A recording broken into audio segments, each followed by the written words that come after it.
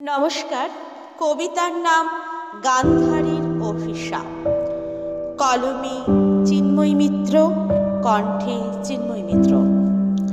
গান্ধার রাজ্যের সুন্দরী রাজকন্যার বিবাহ হল কুরু রাজবংশের ধৃতরাষ্ট্রের সাথে। অন্ধপতির সাথে পরিণয় সূত্রে আবদ্ধ হওয়ার কারণে নিজের দুই আঁখিও সে বেঁধে নিল কালো কাপড়ে।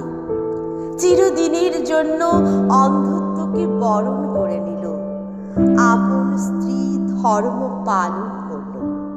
সত্যের পথে অবিচলিত ছিল, কিন্তু বিভিন্ন সময় ঘটে যাওয়া ঘটনায় পুত্রদের অন্যায় কাজ থেকে সরিয়ে আনতে পারেনি।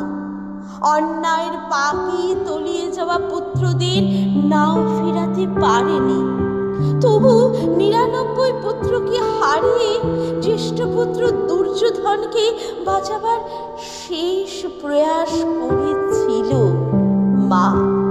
কুরুক্ষেত্র যুদ্ধের একেবারে অন্তিম লগ্নে পুত্রকে বলল, হে পুত্র, তুমি যেভাবে জন্মগ্রহণ করেছিলে সেভাবে স্নান করে আমার কাছে এসো। পুত্র রাজি হল এবং স্নান করে উলঙ্গ অবস্থায় মায়ের কাছে যাচ্ছিল। কিন্তু পথে বাসুদেব দেখে বলল, এ কি করেছ? মায়ের কাছে যাচ্ছ যুবক হয়ে এই বেশে? লজ্জা নিবারণ করো। দুর্যোধন লজ্জিত হল এবং লজ্জা নিবারণ করল।